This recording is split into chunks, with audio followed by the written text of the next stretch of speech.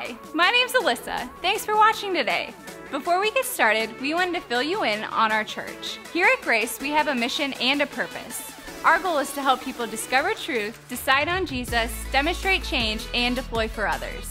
If you're looking for a church, we would love for you to come be a part of what God is doing here at Grace. You can check us out on Facebook, Instagram, YouTube, and Twitter. We would also like to invite you to one of our Sunday morning services. Check out ohiograce.com for a list of campuses and service times in your area. We have a great time gathering for music, hanging out, and learning about who God is and how that affects our lives. Thanks for watching, and we hope to see you here next week at Grace. Well, what's up, church? Hopefully you guys are enjoying your summer. And before we get rolling this morning, really what I want to do is I want to ask a question. How many of you guys have ever been in a fight? I'm talking like knock down, drag out, fist fight. You got, yeah? Especially like when you're a kid. Maybe it was at the bar last night. I don't know. Hopefully not. But for most of us, it's when you're a kid, right? And you win some and you lose some. Sometimes you never lose, but you win some. Most of us, we win some and you lose some. One time, the neighborhood that I grew up in a neighborhood is right off the country club in Fremont. And I know that makes me sound rich. And there were rich kids in the neighborhood. And then there was the rest of us, okay? So we had two different groups, and that's really how we divided all throughout elementary school.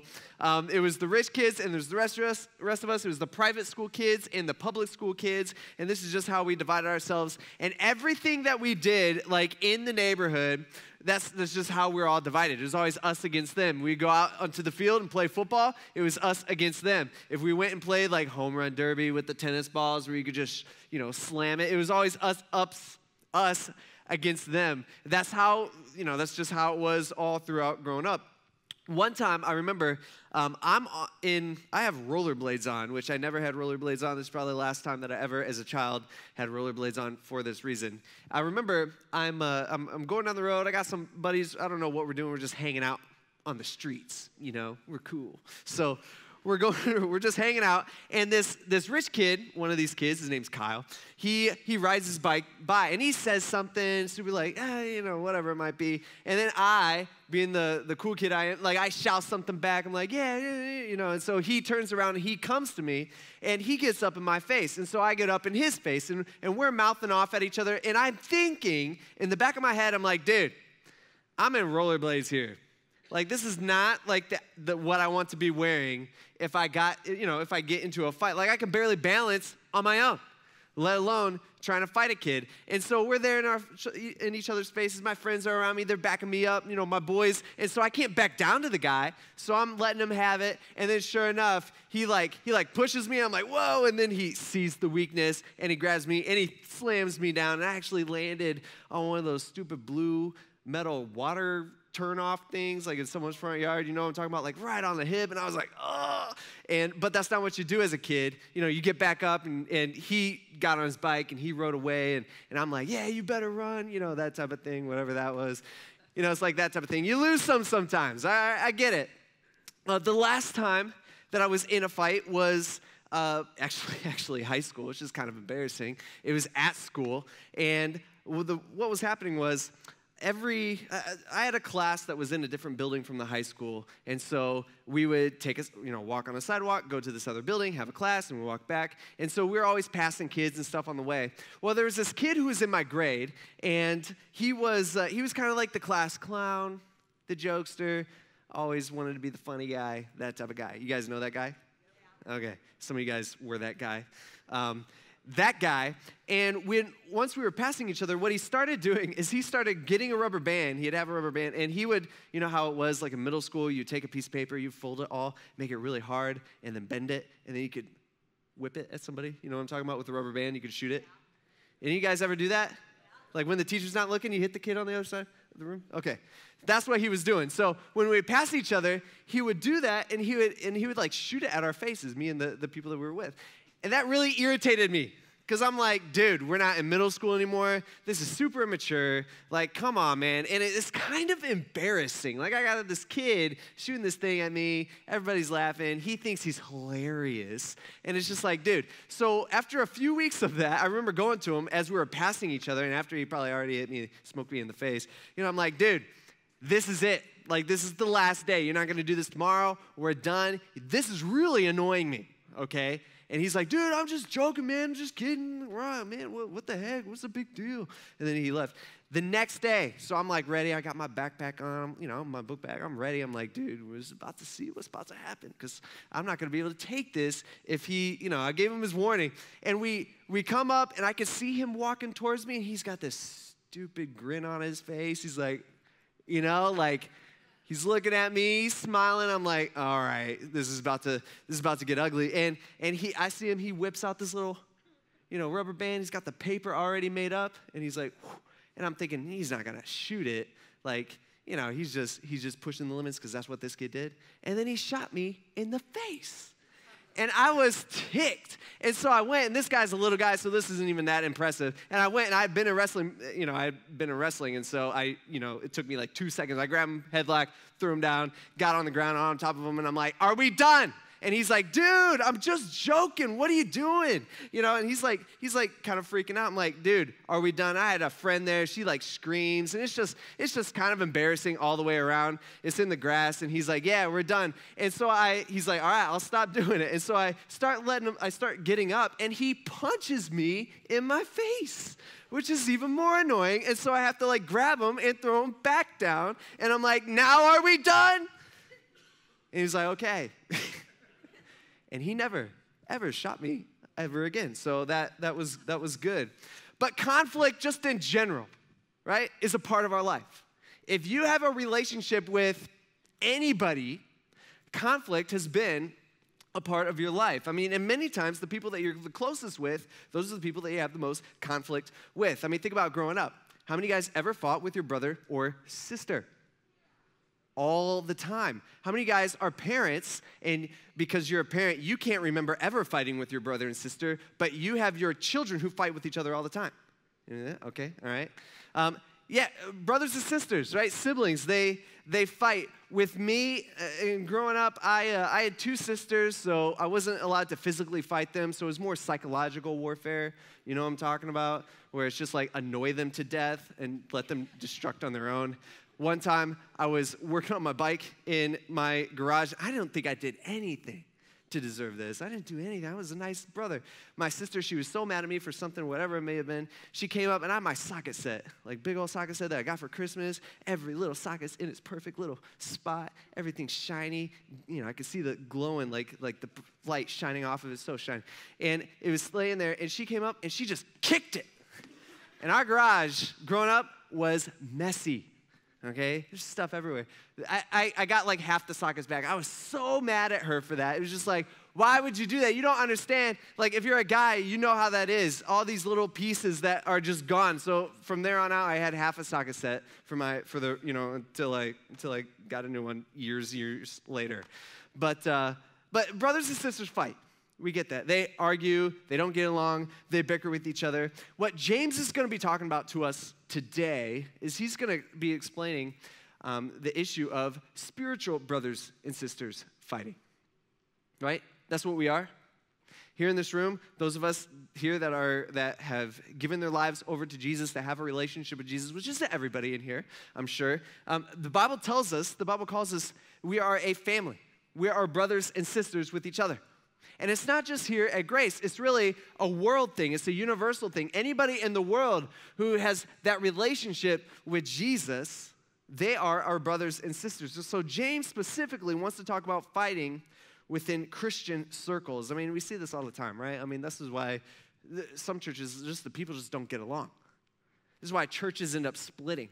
It's because people can't get along. They're fighting with each other. It's because Christians don't do what James and God tells us to do. Now, the last few weeks, James has been talking to us. He showed us how to deal with people, and we've talked about a few different things. We've talked about how to treat people. We've talked about favoritism and how to treat people that are different from us. We've talked about last week. We spent a bunch of time talking about our mouths and the things that we say and the words that we use and how they are really like poison, right? Or praise. We could do a whole bunch of good with it, or we could do a whole bunch of bad with it in the way that we talk to people. And now, what James does in the letter is he finally gets to the root of the problem, and he's going to tell us how to fix that problem And it's really the heart of the letter. Here, starting in James chapter 4, verse 1. He starts with a question. He says, hey, what's the source of wars and fights among you? Now, when we see the word wars, most of us, we automatically think nation versus nation and tanks and helicopters and guns and stuff like that. It's not what he's talking about at all. He's talking about, he's saying, why do you guys fight with each other? Why do you guys, wage war against each other? Actually, I really like that word because I think that directly, I think that specifically describes what we do day in and day out. When we fight with other people, what are we doing? It's like we're waging war in our life against them. And so James, he starts off with this question, and he's really talking about Christian relationships, and he's just like, why? What is it? Where does that come from? Have you ever thought about that? Why do you fight with other people? Why is that going on? Where does that come from? And it's interesting to me that James brings up fighting and conflict because James, of all people who, helped write the New Testament, this dude, he knew conflict. He knew about fighting, hands down, 100%. I mean, as a non-believing brother to Jesus, he had conflict with Jesus. I mentioned this, a few weeks throughout this series, but James is the guy that early on in Jesus' ministry, he's out there, and he only had 3 years of ministry. He's out there, and he's at a house, and there's people all around. People are gathering to hear what Jesus has to say, and Jesus is teaching them. The house is packed full, and James shows up, and he doesn't like it. He shows up as a non-believing brother. He's just like, whoa, guys, don't listen to my brother Jesus. He's like, he's kind of crazy. All right, Jesus, when he's low on his blood sugar, he's hungry. When he doesn't get enough sleep, he thinks he's God. He's kind of nuts. So, Jesus, you come here. It's time for you to go take a nap. That was James. He came to collect Jesus, right? He had conflict with Jesus.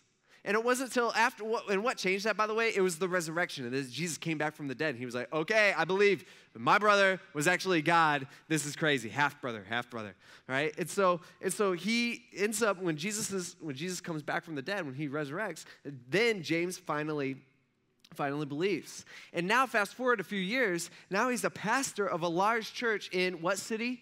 Jerusalem. And Jerusalem, just a few years before, not only had killed, Jesus, which is a big deal, but they had killed a whole bunch of people. They had killed the disciple James. This is a different James. They had killed Stephen. All this stuff had happened. There's a bunch of Christians who are dying, and they're chasing the rest of the Christians out of town or all that they can. I mean, there's conflict all around here. I mean, there's constant conflict in Jerusalem, even to this day. It hasn't stopped. It's kind of crazy, and it's going to be like that to the end, the Bible tells us. See, James, he's surrounded by conflict, and there's all this pressure on the outside, let alone the conflict within his new huge church. I mean, there's thousands of Christian people who are coming to know Jesus, and these people are brand new Christians from all different walks of life. I mean, you think that they never had conflict? All right, there's issues going on all over the place. I mean, he knew fighting, 100%. And so James addresses this issue, and he starts off by asking this question. And think about how we normally answer this question. What's the source of wars and fights among you? Usually what we do is we say, well, why are we fighting? It's because you, or it's because they fill in the blank, right? Isn't that what we normally do? Well, they said this. Well, they did that, all right? They're always late. We always point to someone else. They're so arrogant, and it drives me nuts. Or they always do this, and it drives me crazy. So, yeah, I'm a little upset. But James, he's like, yeah. That's how we normally answer the question. But here, he actually answers the question for us. He's like, actually, it's none of that. It's not about what they did to you. It's not about how you feel. It's not about any of that. He says, this is the reason. He says, don't they come from your passions and wage war within you? Interesting. He says, you desire and you don't have. You murder and you covet and you cannot obtain, and so you fight and you wage war. See, every time there is a conflict in our life, we always want to say, well, it's you. Well, it's that person. It's them. It's always them. It's always something external. It's them. But James is coming on the scene. He said, whoa, that's not it. That's not the problem. The problem actually comes from within you. He's saying the problem isn't what they did to you. The problem is actually you. It's not there's a problem out there. It's that there's a problem in here. I mean, think about it. You know what the only common denominator in every fight that you ever have been in is? It's you, right? It's you. You've always been in the fight. You know, it's always been different people in you, and we all deal with this. We all deal with this all the time, more than than we naturally think. I mean, some of you guys, you've already had a fight this morning. Some of you guys, you had a fight on the way to church. Like, you know, there's always, there's nothing better. There's nothing like a good on the way to church fight. You know what I'm talking about? We've all been there. Don't act like you're all good. I know some people did that today, okay, because you get two people together and that's just what happens, conflict, where you're going, you know, you're driving along and it's like, I can't stand you. I wish you wouldn't do that. I wish you wouldn't do this. I'm tired of waiting for you. I don't want to be late. You know, get the kids ready. You need to stop doing that. And then you walk in the door here at Grace and you get, first of all, you get greeted by one of our greeters and you're kind of angry because of the conversation that you just had with your husband, your wife, or your kids, or whoever it was. And when you walk in, they say, hey, how are you doing? You're all like, oh, it's great, right? Oh, this is a great day, bless you, or whatever. You know, you guys are such liars, man. I'm just saying. We all know it's not always great. It's always good, but we know that's not the truth. And so this is what James is saying. James is like, no. The problem is within you. You want something, and you're not getting it because you're all about yourself. You have these passions, he says, and desires, and you want what other people have. And so he's just pointing this part out. He's saying, hey, somewhere inside of us, we want their wealth because we don't have enough. Or we want their happiness because we're not happy people. Or we want their health because we're sick. Or we want good grades because or we want their good grades because we have bad grades, or we want their relationship because we're single, or our relationships don't stand up to their level, or what they have is so much better. And a lot of us, it's not just we want what they have for ourselves. See, sometimes I think we totally understand that what they have is we can't physically possibly have. We get that. We just don't want them to have it because we can't have it. It's messed up. We always want more. And because we want more, and because we want ourselves to look better in front of everybody else, because we're all about ourselves, what we end up doing, we end up fighting with others. See, he's getting down to the root problem of why we fight with other people. James, he actually points this out in the next sentence. He says, hey, you know what the reason is why you don't have? He says, you do not have because you don't ask. He says, you ask and you don't receive because you ask with the wrong motives so that you may spend it on your pleasures. What he's pointing out here is he's saying, hey, some of you, like God is so on your back burner that you forget to even ask him. Like we understand that the Bible tells us God encourages us as his children. He says, hey, I'm a good dad. I want you to ask me for stuff. Did you guys know that? It's pretty cool, right? Like the creator of the universe who's all powerful could do whatever he wants. He wants you to ask him for stuff. Not that he's going to give you everything that you ask for, but he wants you to ask. He's a good dad. That's what he says. And so he's going to give us what's best for us. Sometimes I think we ask for things that we're not thinking through all the way like God does, and what we're asking for is actually horrible for us. And so he doesn't give it to us, and then we get mad when he doesn't do that. And anyway, he's saying, hey, some of you, God is so on the back burner that you forget to even ask him for what you want. Okay, so that's an issue. There's a whole bunch of us in here. But then others of us, a lot of us in here as well, we ask God for everything that will only advance us. It's like only for you. It's like you're so all about yourself that even when you pray, you are completely focused on you. James is like, that's messed up too. That's not good. He actually says, you adulterous people. What he's trying to do here is he's trying to grab our attention. He's like, it's like, you know, he's saying, you're like committing adultery here. He says, don't you know that friendship with the world is actually hostility towards God? When he says the world here, he's not talking about, hey, you can't have any non-saved friends, or you can't have any friends that aren't Christians or other religions or anything like that. That's not what he's talking about. What he's talking about when he says the world here, he's talking about a worldly system. He's talking about the way the world works. That's wrong. And the best way that I could come up with to describe what the world is things put together in a way that Satan likes. That's as simple as I could get. Things put together in a way that Satan likes, where Satan's looking at how the world runs, and he's just like, yeah, I like that. All right, that's going to mess him up. That's good. That's really good. And then Jesus looks at the world, and he's just like, no, that's not how it's supposed to be. It could be so much better if they would just do it this other way. Like, this isn't good for them. See, unfortunately for us, every single one of us in here, including myself, we all have a natural desire to do the worldly thing. We all do. Stinks. Wish that wasn't the case, but that is. It's kind of like driving. Have you guys ever been driving where you're driving down the road and you're not paying attention and your tire goes off the road and kind of sucks your whole car down? You know what I'm talking about? Like it pulls your car off the road. Yeah, anybody? All right, okay. 6 people. The rest of you guys are good drivers. And all the guys out there are judging me saying I'm not a good driver now. Great. Okay, so you know how that is. So you're driving down the road, you get close to the edge, and it kind of your tire goes off the road and it kind of sucks you down. And you're like, well, you got to overcorrect and, hopefully not go in the other lane, that type of thing. The first time I experienced this was actually when I was 15 years old during my driver's ed class. Okay, not great. And so I'm driving, and my teacher, he's got a newspaper up. He's not even watching where we're going. He's not telling me. He's just like, go to this road ends. And I know, I'm like, dude, this road's like, it goes like 3 counties long. Okay? And so he's reading the newspaper. He's got it in front of him, and we're on just a narrow country road out in the middle of nowhere, and there's not another car on it. And I come up to a combine, okay, in the middle of the road. Never, I'm like, all right, just wait for it. I don't know what you do. And so it's like its tires are off the road on this side and off the road on this side. So it's taking up all the space. So I slow down, and he's like, why are you slowing down? I'm like, well, we got a tractor in front of us, 2 hands on the wheel. And he's like, pass it. And I'm like, pass it on what? What am I supposed to do? And this road had just been recently paved, and there was no ditch, at least on the side that I used. And there wasn't any grass either. It was all just dirt. So it was just flat dirt, enough for like 2 lanes of cars, like just dirt. And he's like, just pass it off. And I'm like, you want me to go off the road? And he's like, yeah, just go off the road, okay? And I'm like, all right, okay. And I remember getting close, and I'm like, and I'm a little nervous. I'm like, all right, don't want to, I gotta make this class so I can get my license and party, that type of thing.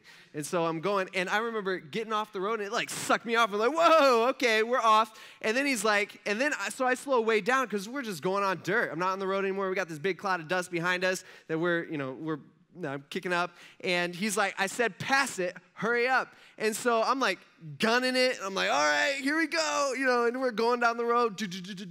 And I remember he's like, all right, now get back on the road after we had passed the thing. And it's hard to get back on. It's weird. I don't know why that is, because the road's higher or whatever. But I'm trying. I don't want to. And I'm going like 50 miles an hour, 45, 50 miles an hour. And because he's telling me to go fast. And so I'm like trying, and then all of a sudden it's like, okay, we're back. And it's just crazy. I think a lot of times that's kind of how our Christian life is, where the Bible describes our life, our Christian life, as it's a narrow path. It's a straight and narrow path that we got to go down. And then sometimes what we end up doing is we get so close to the edge, we're like, okay, what's over there? I want to see what's going on over here. And it sucks us off. And when we try to get back on, it's difficult. Right? It's just easy to get sucked off the road, and it's hard to get back on the road. So we all have these inner desires for the worldly system that's on display all around us. Every single one of us, this is the issue. And so James is pointing that out. He says, so whoever wants to be the friend of the world actually becomes an enemy of God. See, here's the deal. We as Christians, we have this unique relationship with our Creator, okay? It's just how it is. It's an awesome, wonderful thing. And it's our tendency, unfortunately, is to fall off the path. It's our tendency to start veering, not just like, it's not like we stop and we turn around and we go the other way. We just veer in the wrong direction a little bit.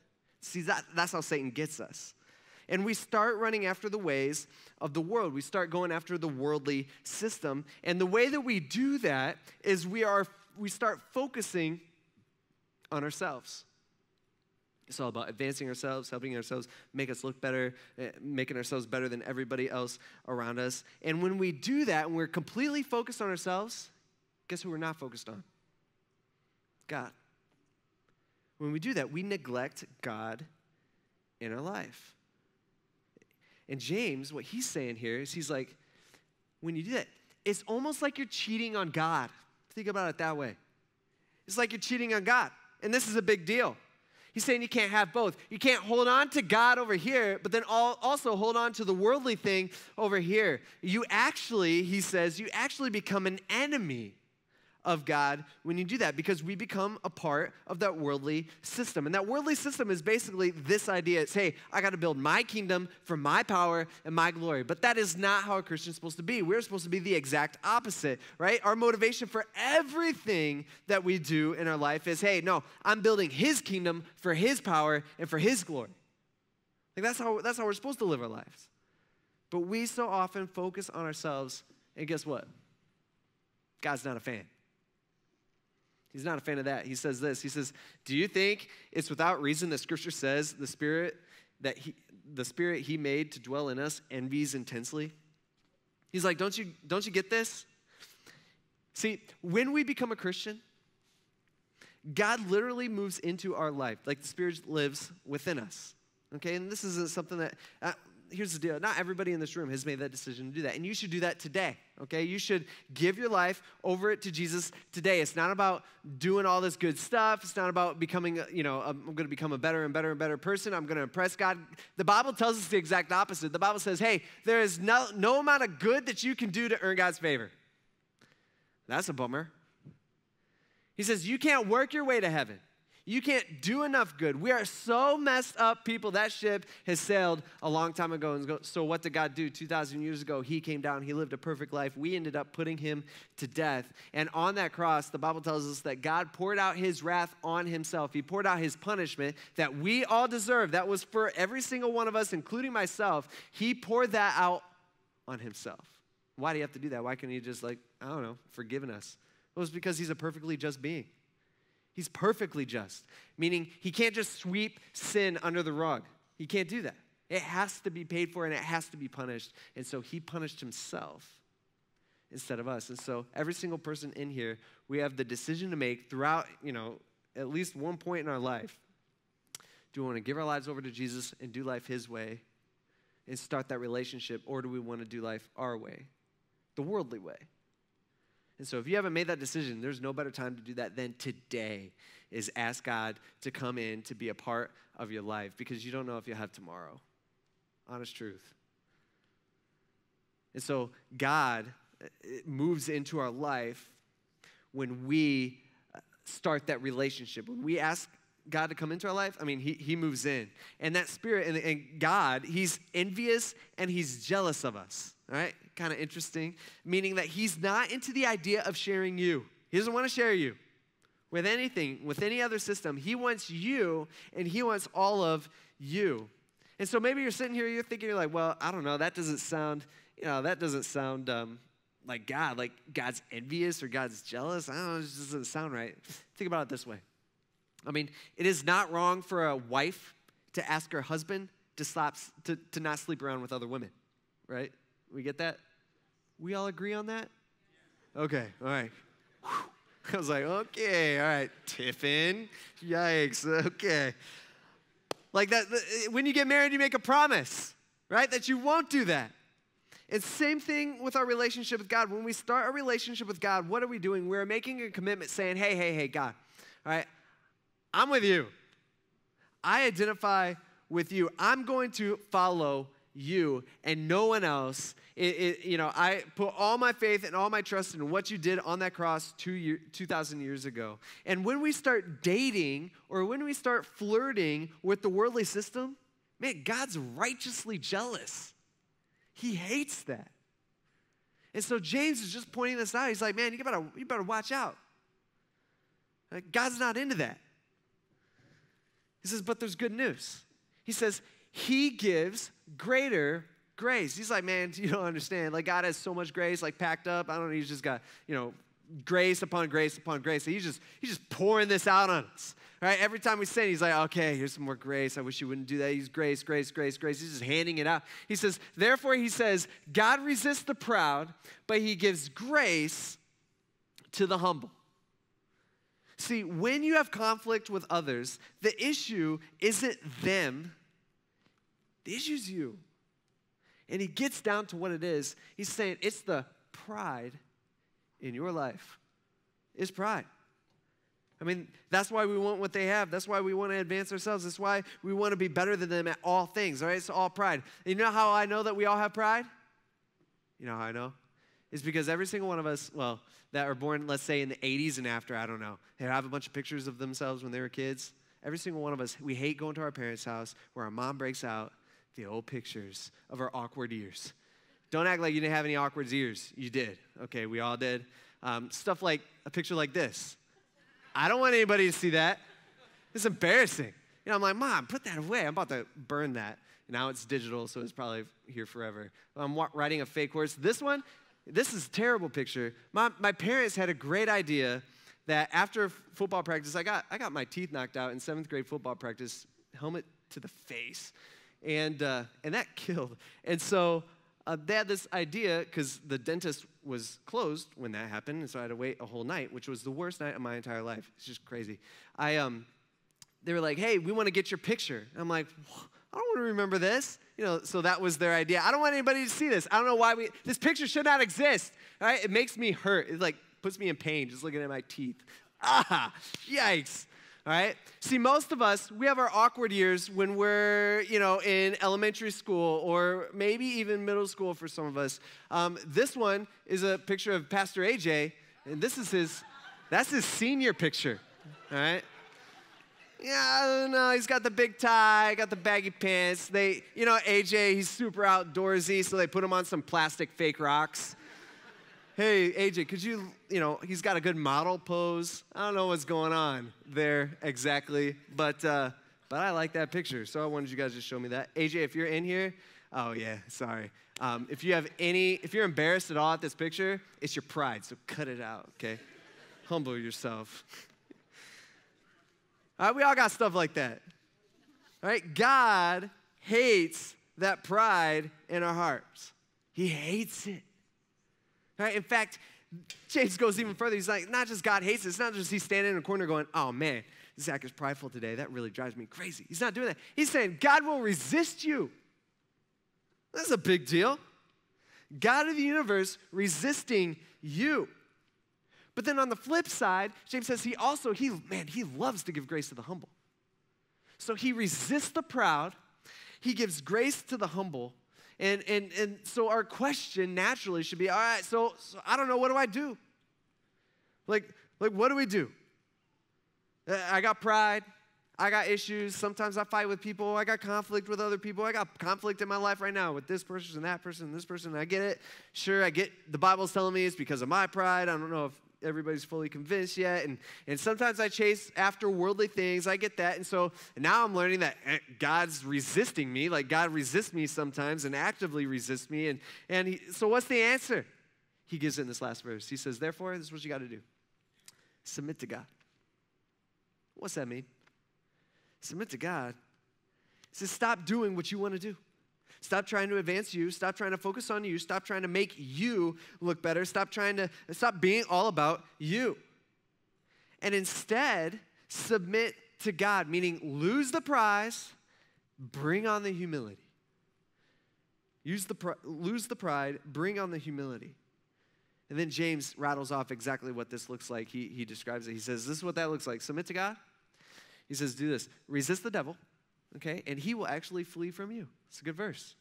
He says, draw near to God, and he will actually draw near to you. He says, cleanse your hands, sinners. He says, purify your hearts. You double-minded, you guys are always trying to grab both things. You got worldly, you got God, you like that. He's like, be miserable and mourn and weep, and let your laughter be turned to mourning and your joy to gloom.